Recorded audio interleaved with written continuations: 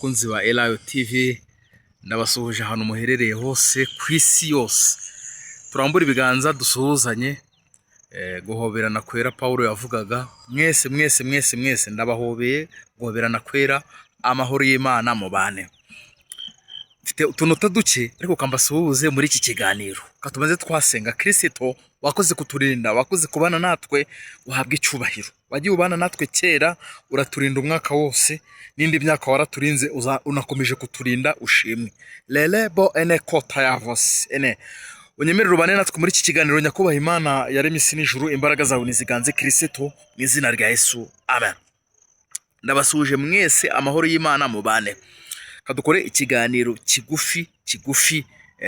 Umuriro w'Imana wake, umuriro w'Imana wake, umuriro w'Imana wake, umuriro w'Imana wake. Uwo ni umuriro wa Pentecote bavugaga. Nshaka kuvuga gakeya ku kintu cyitwa mwuka wera. Uko nuzuye umwuka wera, ubwo buhamya numvishe bunyatsemo, kandi ndi ku rugendo ubu ndagiye, ariko ndavuga ati kangerageze mu ncamake uko wakuzura umwuka wera, ikintu cyatuma wuzura umwuka wera vuba. Nitwa Imanira Karamadeo. Ubuzima busanzwe hari abibaza ati ubutumwa gusa uvuga. Oya, ndi n'umushefu by'umwuga. Nibyo nize muri segonderi leta, amaburse mbyiga muri universite, nagiye nkora mu mahoteli atandukanye. Nkora rero mu mahoteli cyangwa nsigaye nikorera mu bintu byo guteka ku giti cyanjye.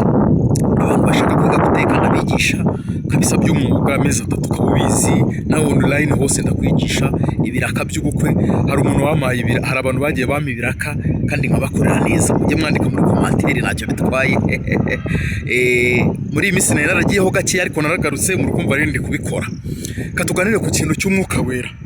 Haleluya. Ijambo ryarambwiye icyakora muzahabwa imbaraga mu byakozwe no mu gice cya mbere umurongo wa 8.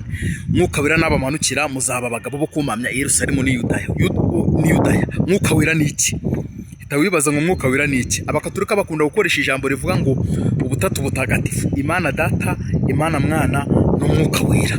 Mwuka wera rero ni Imana muri twe, Imana iri kugenda, Imana mu bantu, Imana mu baturage. Nicyo mwuka wera asobanura. Ni Imana Emmanuel, Imana iri kumwe natwe. Kuva mu itangiriro kugera mu byahishuwe bavuga mwuka wera. Mbere na mbere Imana yaremye isi n'ijuru, isi yari itagira ishusho. Mwuka wera zoparamoniata yagendagendaga hejuru. Habeho. Mwuka wera agenda hejuru. Haleluya. Iyo uri gusoza mu byahishuwe aravuga ngo ufite ugutwi niyumve iby'umwuka wera abwira amatorero. Muri kumva ko zo pastor kotabonemon mwuka wera abirimo. Mwuka wera yabanye na ba Besareli, Imana yahamagaraga abantu cyereka buzuza umwuka wera. Ndabicamo mu ncamake. Habaho imibatizo 2.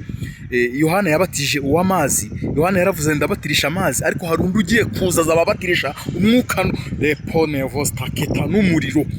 Mubatizo wa mwuka wera kari akanuma kaje kuri Kristo, bujya kavugaga ko abatijwe mu mwuka wera. Iyo wahamagawe n'Imana ubundi ukenera ikintu cyo kubatizwa mu mwuka wera. Umuntu udafite mwuka wera agereranywa n'ijerekani icagasi ituzuye. Iyo yuzuye nyine uba wuzuye umwuka wera.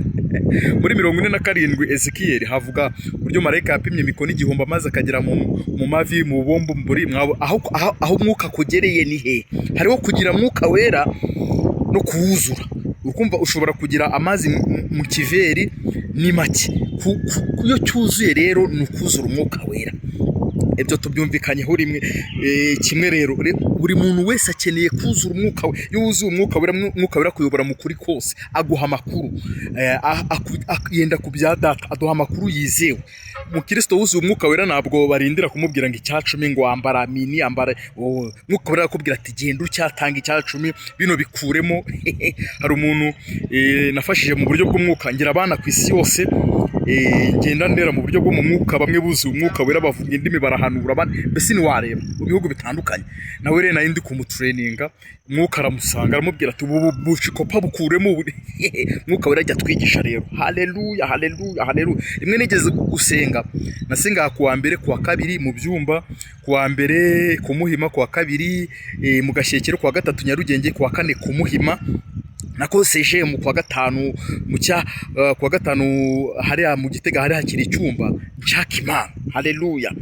noneho rimwe nigeze kujya gusengera ahantu numva Imana yavuze ati umwuka wanjye ntabwo nyuhimbwa mwabyumvishe. Numva Imana yavuze ati ibi bintu hari aho nagiye gusengera, numva Imana yavuze ati umva ibi bintu sinyibitanga, ariko umwana wanjye kubera ishyaka nageze nkinkurijeho, numva iravuze ngo kubera ishyaka n'inyota ufite byo kunkorera ibi bintu ndabiguhaye. Inyuzuza umwuka wera, impano zo kuvuga mu ndimi, zo guhanura, zo gusengera abantu. Imana yampaye impano nyinshi zo gusobanura inzozi n'izo kuririmba, byose yarampaye.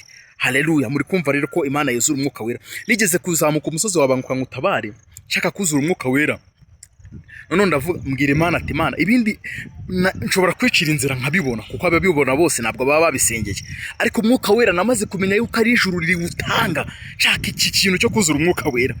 Rimwe nibwo nagiye gusengera Nyabyondo, rero turi gusengera mu mazi. Icyo gihe byabanje byaza mu nzozi, utangira kuwuzura mu nzozi, ukazajya uvuga indimi mu nzozi, ukabona uri guhanura, ukabona uri kuvuga mu ndimi, ukabona mbese ukabona uri kubwiriza ahantu hari abantu benshi, ukabona uri gusengera abantu bagakira, bakirukana abadayimoni. Ibyo nibyo bitangira kuza. Hari ababona bateruye utwana, ababona bari gutitira, mbese ubona ibintu bitandukanye. Ubwo rero ibyo byabanje kuza nkazivuga mu nzozi. Rimwe nigeze gusenga mvuye, nakoraga nijoro, noneho ndi gusenga numva indimi ziraje ariko ziza gake. Aho muri aya mazi Nyabyondo rero ndi gusenga, indimi zaje nyinshi ndazivuga. Umuntu twari turi kumwe ndamukacira, agira ngo ngiye kumuhana raposta ketabo, agira ngiye kumuhanurira kandi nuzuye umwuka wera, ndamukacira. We yari yaruzuye umwuka wera, akomeza arankongeza. Mwabyumvishe rero, imbanuzi umwuka wera mpabwa impano zitandukanye, gusengera abantu, guhanura, kuvuga mu ndimi nyinshi, kuririmba, gusobanura inzozi. Ibyo byose Imana yabimpaye, ariko maze kuzura umwuka wera. Nimero yanjye ni 078 414 998 4 078 414 998 4. Kadusengera aba bantu bashaka kuzura umwuka wera, nicyo cyifuzo ushira imbere y'ibindi ukabisengera kandi ukirinda cyane gisa nacyo. Umwuka wera ameze nk'amata, ntabwo ajya ahantu handuye. Niba ushaka kuzura umwuka wera rero ukuraho icyaha n'ibyakera n'ibyakera byose ugakuraho. Kristo aba bantu bashaka kuzura umwuka wera baravuze ngo icyakora tuzahabwa imbaraga.